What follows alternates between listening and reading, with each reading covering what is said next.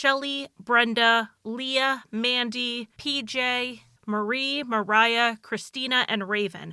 Happy birthday. I hope you have a great month, and I hope you have lots of celebration time, and you just enjoy your special day. Happy birthday.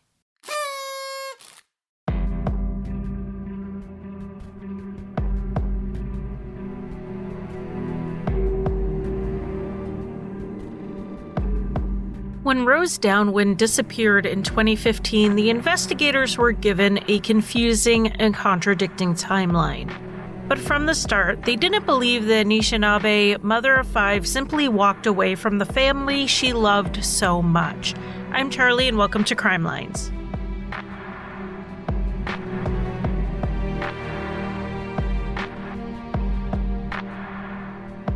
Welcome to Crime Lines. Welcome back. This is my first episode that I am recording since I've gotten back from my trip to Dallas-Fort Worth, so I wanted to thank everyone that I met there.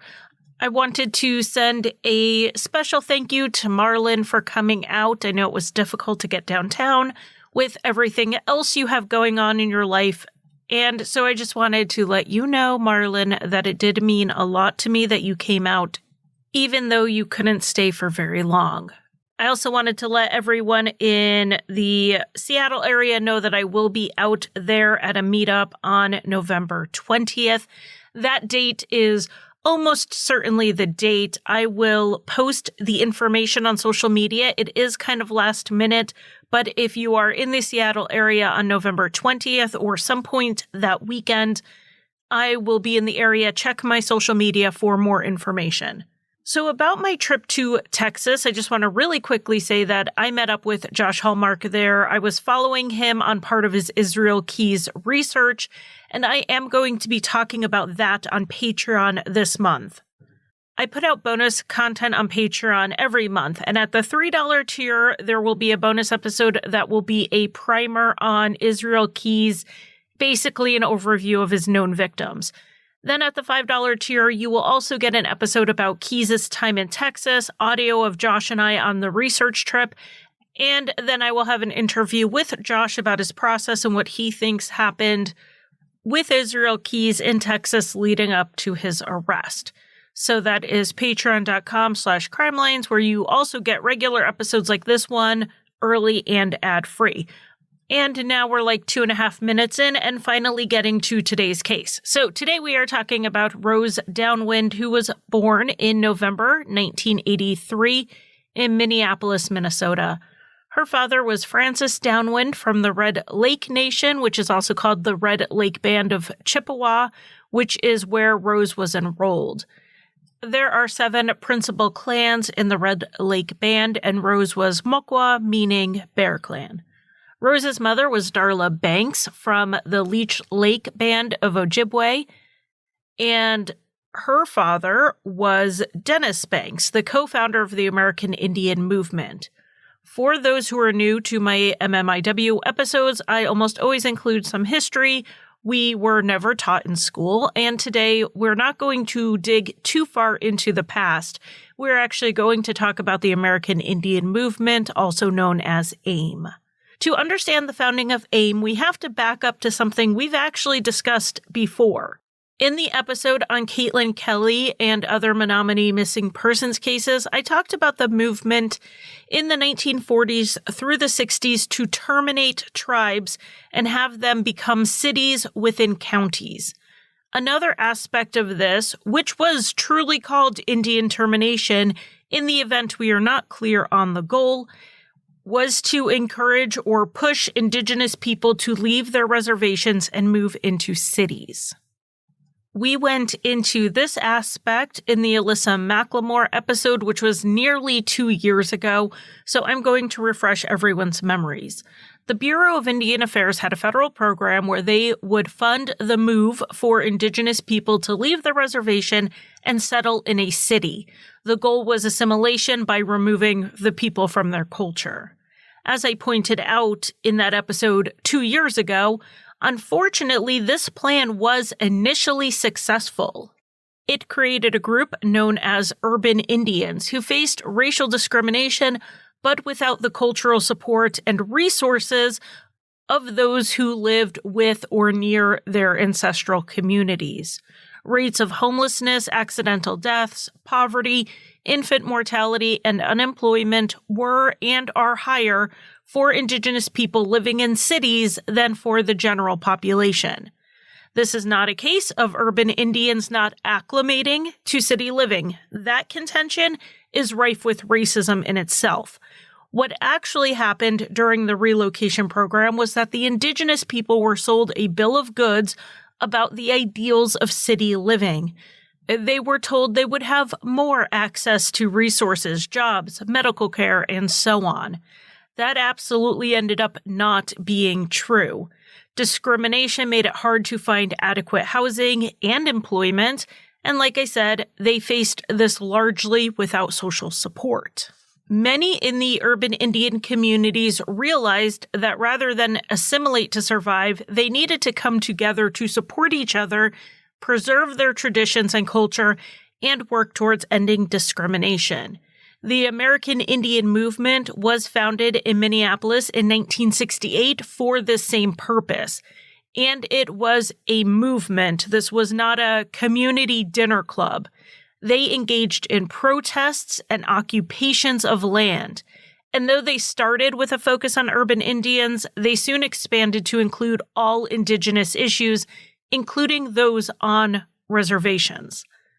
Rose's grandfather, Dennis Banks, was at the occupation of Alcatraz, which lasted for 19 months from November 1969 until June 1971. This brought the attention to current issues on how the U.S. government was treating Indigenous people. Celebrities like Marlon Brando became allies, and the entire story of the occupation of Alcatraz is actually pretty complicated.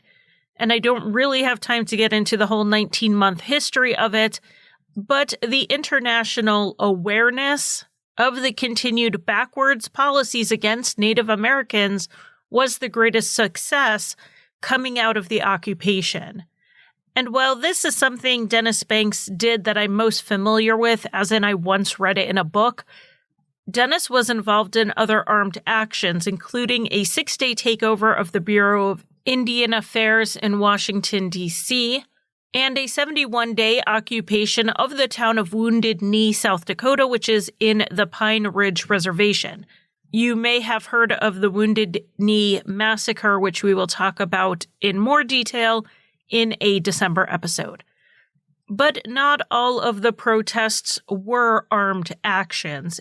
In 1978, the longest walk demonstration occurred where a sacred pipe was carried 3,200 miles to Washington, D.C. It started in February and ended in July. A few hundred people started the walk out in California, and it turned into thousands at the end.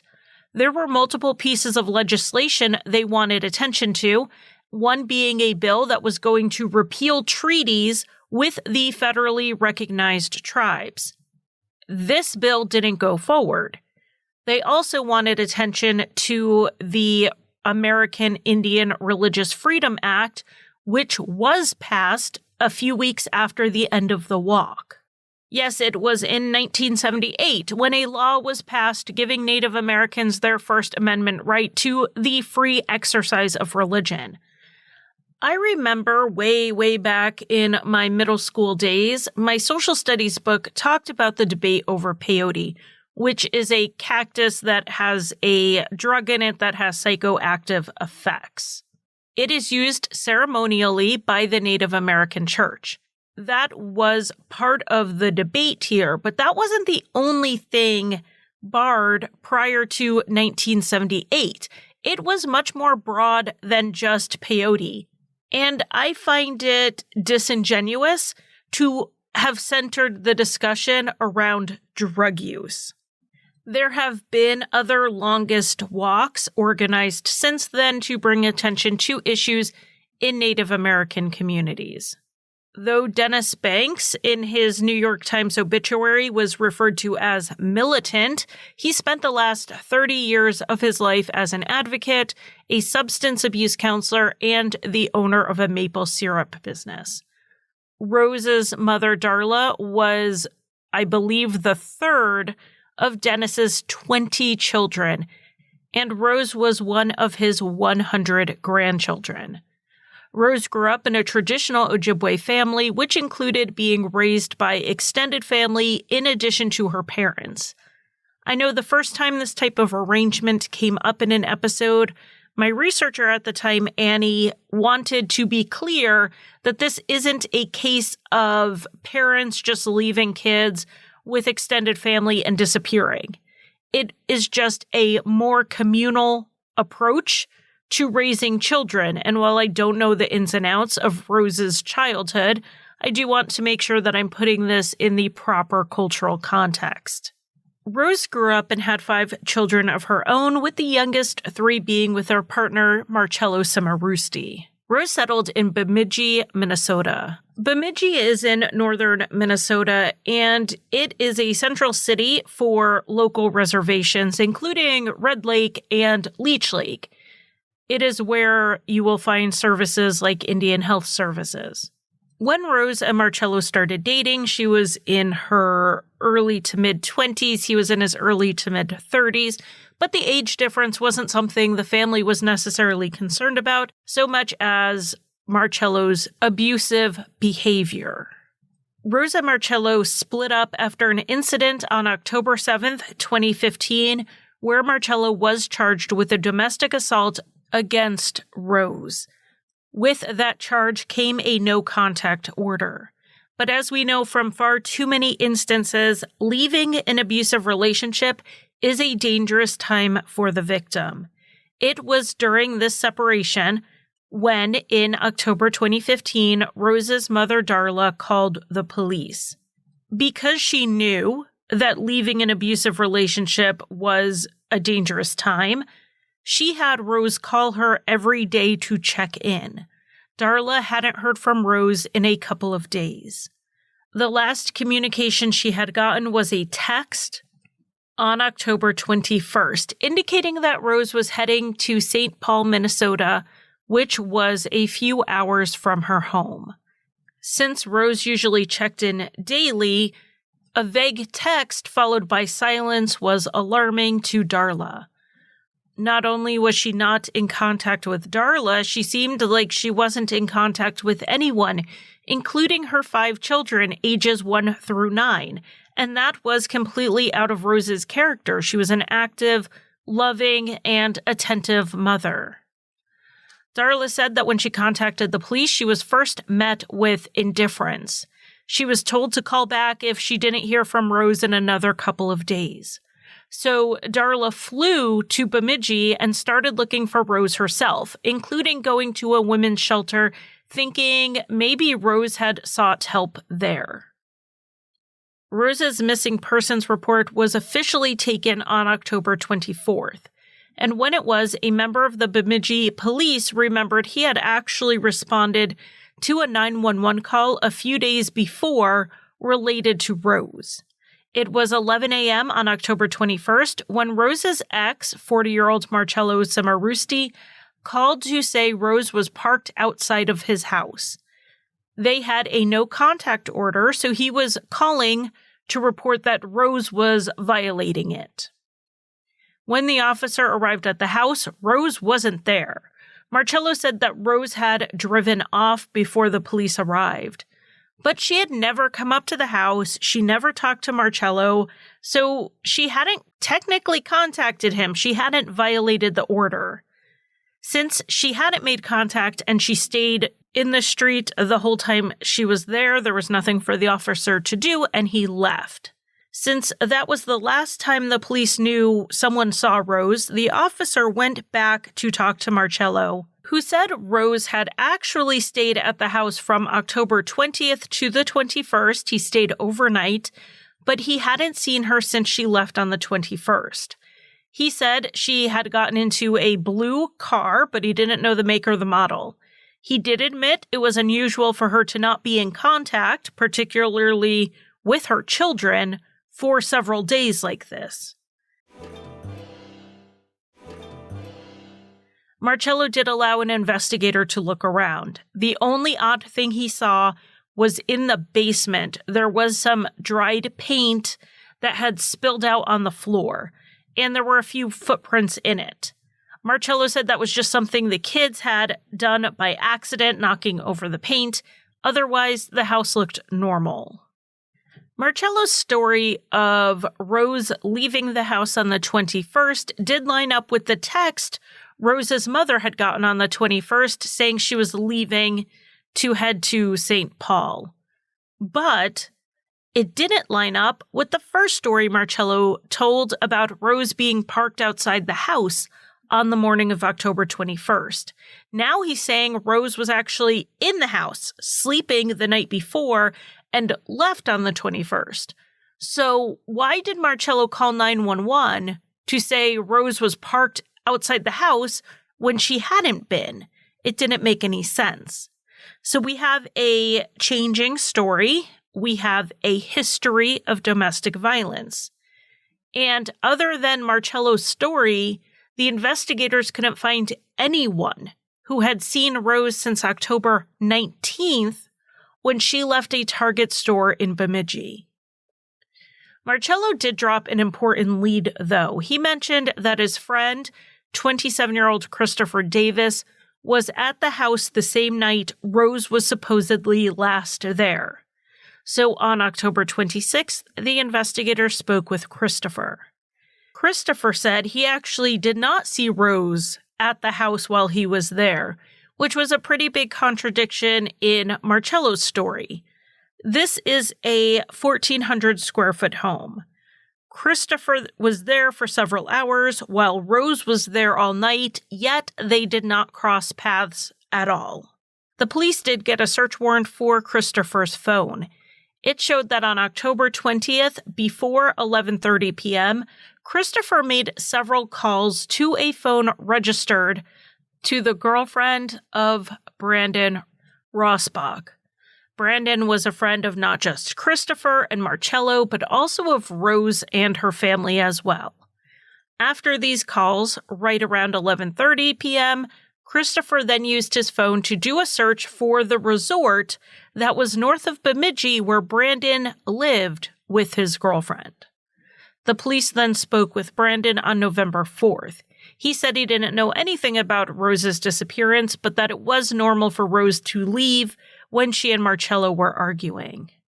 It was around this same time that it was announced in the media that Dwayne Chapman, better known as Dog the Bounty Hunter, was offering a $10,000 reward for information in this case.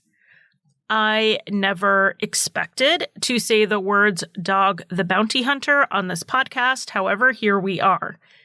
Chapman, who has said he is Chiricahua Apache on his mother's side, was a friend of Rose's grandfather, Dennis Banks, and Dennis reached out to him for help.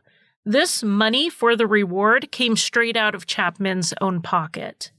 He later said that when he got to Bemidji, he heard from sources that Marcello was the prime suspect in Rose's disappearance, but it was believed Marcello had help covering it up. Chapman thought the reward might motivate one of the accomplices to come forward. And the tips Chapman was getting were in line with how the investigation was progressing. On November 5th, 2015, the police came straight out and said publicly that they did suspect foul play. They went so far as to name Marcello and his friend Christopher as persons of interest in the case. They did not name Brandon at this point, but we do know they were looking at him because the same day Marcello and Christopher were named, the police went and talked to Brandon yet again. And this time they had a search warrant for his cell phone. But when they got to Brandon's home, Brandon told them that he just so happened to have lost his cell phone just the day before while he was out hunting. What a coincidence. And as for his alibi for the night of October 20th, Brandon said he was sleeping. He had also been hunting that day, and he was very tired. He estimated he went to bed around 9 p.m., so if Christopher Davis had called him, he had slept through it. The investigators pushed back on this, and Brandon then conceded, well, maybe he did answer the phone that night, but he knew he definitely did not see Christopher, and he didn't know anything about Rose's disappearance. And while the police were working on their investigation, we have Dog the Bounty Hunter running an investigation of his own. He was hoping to learn where Rose's remains were because this was a presumed homicide, but he also wanted to keep an eye on Marcello to make sure he didn't try and leave town. And he doubly wanted to make sure that Marcello didn't take his and Rose's 3 kids with him. Marcello's family told Chapman that Marcello had already left for Mexico, but Chapman knew from contacts in the town that it wasn't true. Marcello didn't realize it at the time, but there were people he was communicating with who were passing on his information and location to Chapman. Chapman said he even called Marcello a few times to taunt him, just saying things like, "We're going to get you." When Marcello changed his cell phone number, someone gave the new number to Chapman, who then called him again. He really wanted to put some pressure on Marcello. But it's easier to get an accomplice or an accessory after the fact to talk since they're not facing the same level of consequences. So the investigators were starting to put the pressure on the people they thought knew something. We're talking Christopher Davis and Brandon Rosbach. The investigators didn't believe Brandon when he said he didn't see Christopher that night. Why would Christopher look up the location of where Brandon lived if he didn't plan to go up there? But when the authorities spoke to Brandon again on November 9th, he still denied seeing Christopher that night. Maybe Christopher went up to Brandon's cabin, but he said he was dead asleep and he wouldn't have heard Christopher knock. Brandon said he did discuss Rose's disappearance with Christopher, and Christopher insisted he had nothing to do with it. But Christopher did tell Brandon that Marcello said he did something really bad. So maybe Marcello was involved, but by himself. On November 13th, investigators were back on Brandon's doorstep after they heard from a witness that not only did Christopher show up at the cabin that night, but Brandon left with him. It was late at night and he didn't come home until around 4 a.m. Brandon said this was not true, but this witness was his girlfriend's cousin who was spending the night. We're not talking a neighbor who saw car headlights drive by. We're talking someone inside the home. So the resort where Brandon lived and the area around it became a focus of searches for Rose in mid-November. And for all of Brandon's claims of innocence, he really didn't act that way when he saw searchers around town. One volunteer saw Brandon drive by. When Brandon stopped at a stop sign, he rolled down the window, waved, smiled, and said, "You're looking in the wrong area. She's not here." At another point, Rose's mother, Darla, was at a gas station with some other searchers, and Brandon was in a passing car. He looked right at them, right at this group, and drove by with a huge smile on his face. Now, the thing with this is, like I said, Brandon knew Rose, and he knew her family. According to him, he was actually very close to them. But instead of joining the search for Rose, his dear friend, he was driving by and smiling creepily at people. On November 23rd, Brandon did try to reach out to Darla on social media, saying that he loved her and he never would have done anything that would have hurt her or her family.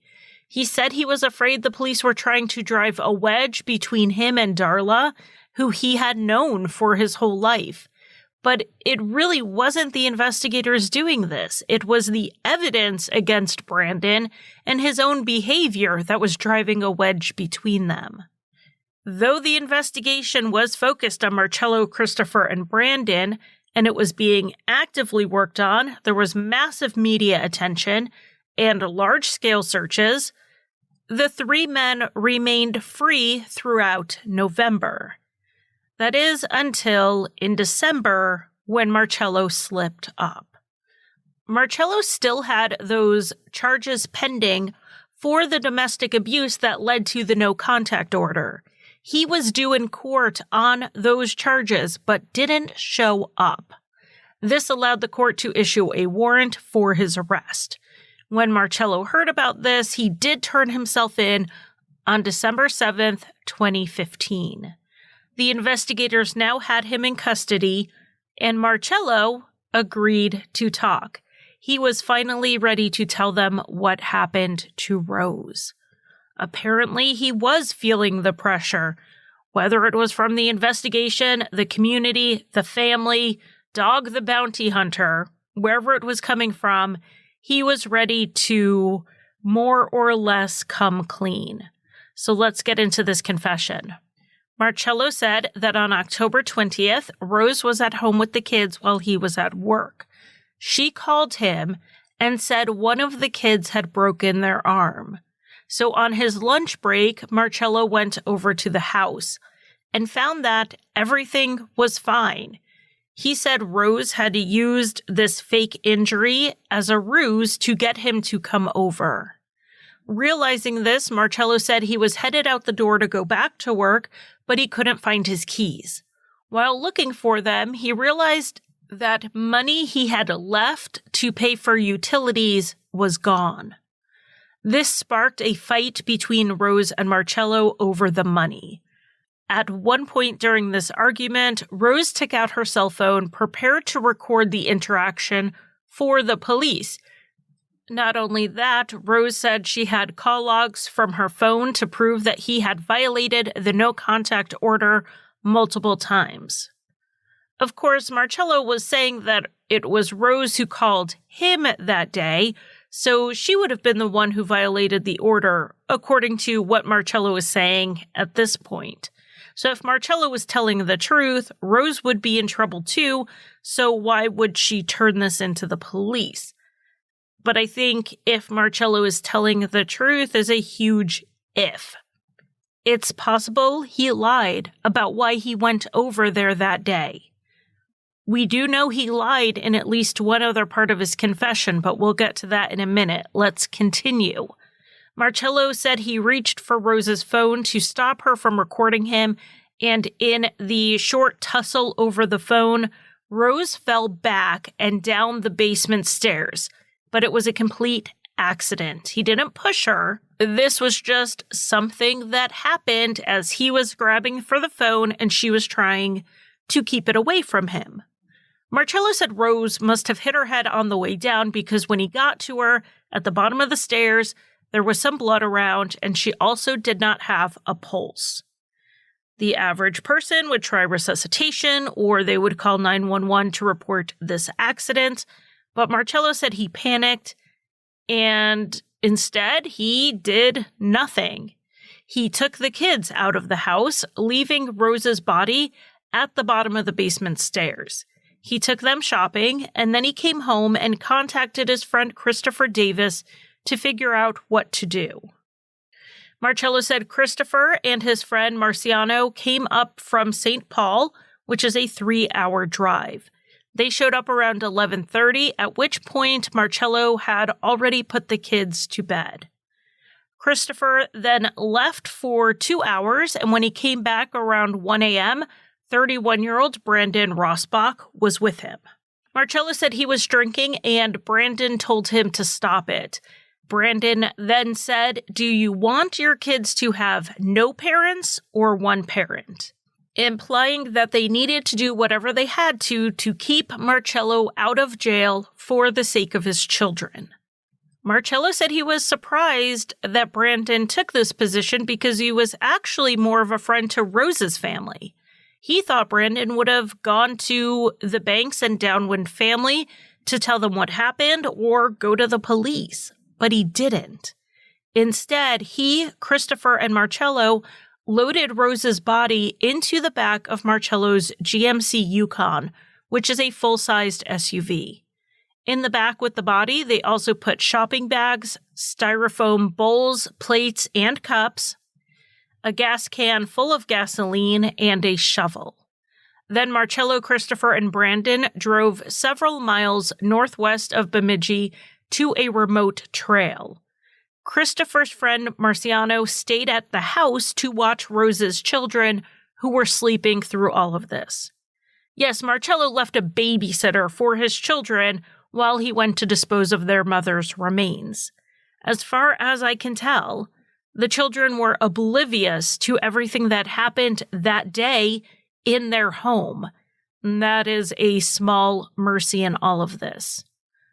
Marcello said that when they got to this spot that was remote enough, a place that Christopher and Brandon seemed to already know about, they took Rose's body out of the SUV.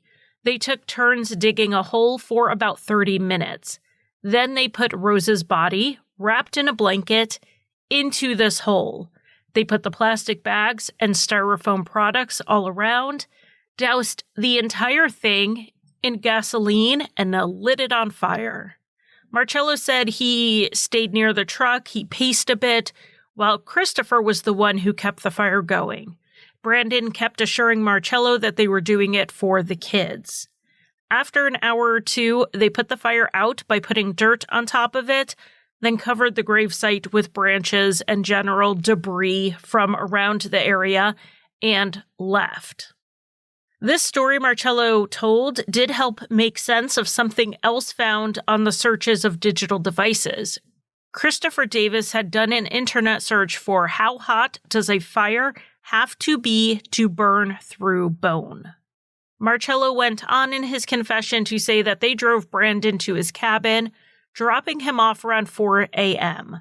On the way there, they came up with their cover-up plan, which even included Brandon giving Marcello some Valium so that he would stay calm whenever the police came around asking about Rose.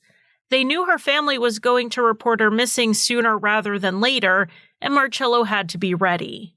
Brandon was dropped off, and Marcello and Christopher went back to Marcello's home. Marcello then called 911 several hours later to report that Rose was parked outside of his house to give the illusion she was still alive. Christopher then texted Rose's mom, pretending to be Rose, to say she was headed to St. Paul. Not only did they hope to delay the family in looking for Rose, they hoped to send them to St. Paul to look, which was hours away from where Rose was actually buried. Now, about Marcello's confession, he absolutely framed everything in a way that made him seem to be the least culpable person there. Rose lured him to the house to break the no-contact order. She was recording him. The fall was an accident. It was Brandon's idea to cover it up. It was Christopher who dug the hole and started the fire. On and on and on. Marcello was just a person moving through this set of circumstances.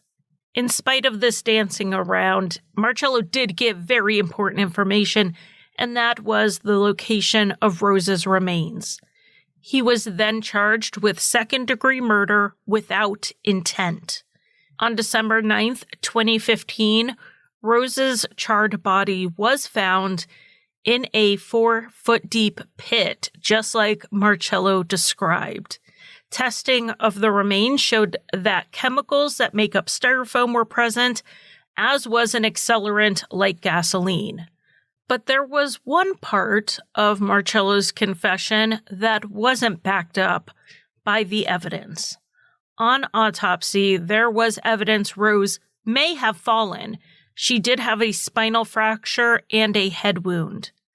That said, a wire was found around her neck. The cause of death was ligature strangulation. Marcello's story of not being a terribly active participant in Rose's death fell apart. Even if we concede that Rose fell down the stairs accidentally during their argument, Marcello did not simply just not call for help like he claimed. The evidence indicates that he actually grabbed a wire and finished killing Rose Downwind, a bright, loving 31-year-old who just wanted to raise her children in a home without violence. After the results from the autopsy, 40-year-old Marcello Cimarusti's charge was changed from second-degree murder without intent to second-degree murder intentional homicide. 31-year-old Brandon Rosbach was also arrested for aiding an offender. 2 months later, 27-year-old Christopher Davis was arrested and also charged with aiding an offender. Marciano, who admitted to babysitting that night, was not charged. He said he didn't see Rose's body or go to the basement at all, and there was no evidence to contradict his story. But there was evidence. Christopher and Brandon did help cover this up, and the evidence was not just Marcello's confession. There was security footage of Christopher and Brandon at a Walmart at nearly 12:40 in the morning, buying a bunch of styrofoam plates and cups and bowls, just like what was used in the fire. We're talking 6 packages of cups, 2 of plates, and 2 of bowls. There was also a Facebook message from Christopher to Marcello from 4 days after the murder. And Christopher was explaining how he fell asleep with a candle lit, and when he woke up, his bedside table was on fire. He then made a comment about it being karma, and Marcello said, "And quick, too." The investigators also had all of the phone records. Christopher's calls to Brandon on the 20th did go to Brandon's girlfriend's phone, but Brandon turned around that same night and sent Marcello a Facebook message giving him that number to call him on. So he's giving his girlfriend's number to someone and saying, "Call me on this line." So it's very clear that at the time of the murder, Brandon was using this phone registered to his girlfriend. And this evidence blew away Brandon's alibi of "I'm sleeping." While he was supposedly in such a deep sleep after a long day of hunting, he was messaging Marcello on Facebook and he was buying styrofoam products at Walmart. In April 2016, Marcello ended up pleading guilty to second-degree murder in a plea deal. He wouldn't be sentenced until after the cases against Brandon and Christopher were resolved, because part of his deal was that he would get consideration in sentencing after he testified against Brandon and Christopher. When Marcello was finally sentenced the following year, he did have to testify as to what happened. He said in court that it was Rose who started hitting him first. She was using these stringed lights to whip at him, and as she was doing that, he saw that she actually had his work keys in her hand, which was preventing him from leaving. He claimed he snapped at this point and put his hands around her neck, pushing her against the basement door. Marcello claimed to not remember exactly what happened next, except that he was at the top of the stairs at one point while Rose was at the bottom. After he took the kids to the store, he said he called Christopher, and then he went back down to where Rose was and put the stringed lights around her neck because he thought maybe he could stage it as a suicide. He said that's why there was wire around her neck, not because he strangled her with the wires. You can decide if you believe him or not. Now, the moving and the burning of the body was Christopher and Brandon's idea in this version of the story as well. Marcello said he thought they would actually show up and talk him into going to the police, not that they would talk him into covering it up. But as we know, Marcello and the truth are not the best of friends, so take his statement with a boulder of salt. Marcello then asked for forgiveness, and 2 people in the courtroom yelled that he would never be forgiven. Marcello was then sentenced to 35 years. Because of his criminal history and aggravating factors, he was facing several years more than this, had he not made the plea deal. He was given consideration for agreeing to testify against Christopher and Brandon if they went to trial, and for leading the police to Rose's remains. They were unlikely to have found them without his help. Now, Christopher Davis opted not to go to trial. He pleaded guilty and was sentenced to 10 years and 3 months for aiding an offender. Brandon pleaded not guilty and went to trial in October 2016. He was found guilty and received 16 years and 9 months in prison. The jury found that the victim's family suffered emotional distress for the 7 weeks Rose was missing, so the court went higher with the sentencing than they may have otherwise. Brandon actually managed to successfully appeal this sentence, though, because the jury had only found that he aided Marcello, but they hadn't specified what he aided. They hadn't established the predicate offense. Was it second-degree murder, third-degree murder, which they do have in Minnesota, or was it manslaughter? His sentence would be significantly less if he was aiding manslaughter versus aiding second-degree murder. So the jury should have determined that first, regardless of what Marcello pleaded guilty to. The appellate court agreed, and Brandon got a new trial for the purposes of establishing the category of homicide this was. The defense's goal at the second trial in March 2019 was to prove that the murder was not intentional and therefore it was manslaughter. The state wanted Marcello to testify, which was part of his initial plea deal. He had to cooperate with the proceedings against the others. They transported Marcello from prison to the courtroom where he then refused to testify. The judge did tack on 6 months to his sentence for contempt of court, but when Marcello was at the beginning of a 35-year-long sentence, what's 6 more months? At the end of the second trial, the jury upheld that this was second-degree murder, and Brandon was given the same sentence. The man who murdered Rose Downwind and the 2 men who helped him cover it up are all still in prison. In Minnesota, there is no parole board and no credit for good behavior. People convicted of felonies serve 2/3 of their sentence behind bars and the last third unsupervised release. They actually make it pretty easy to calculate when someone will be released. According to the Minnesota Department of Corrections, Christopher Davis is expected to be released in November 2022, which is about a year from the time of this recording. Brandon Rosbach is expected to be released in March 2027, and Marcello Cimarusti will be released from incarceration in April 2039 when he is 63 years old, and all of his children with Rose are adults. They are currently being raised by Rose's sister and her husband. Another of Rose's sisters, Carrie Ann, told Lakeland Public Television that she knows it is hard to leave a relationship, but she hopes Rose's legacy is that someone hears her story and sees the light and gets out of an abusive relationship before they too are the victim of a homicide.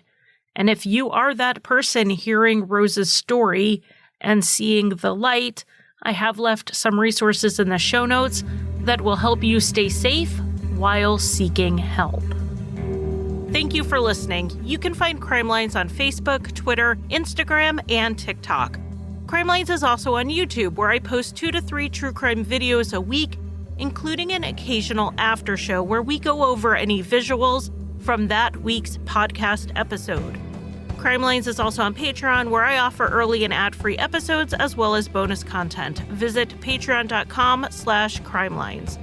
And if you want to buy me a coffee, the official drink of Crime Lines, you can give a one-time donation at basementfortproductions.com/support. And if you need a palate cleanser after listening to heavier true crime shows, check out Rusty Hinges, an occasionally funny history, mystery, and true crime podcast that I co-created and write for.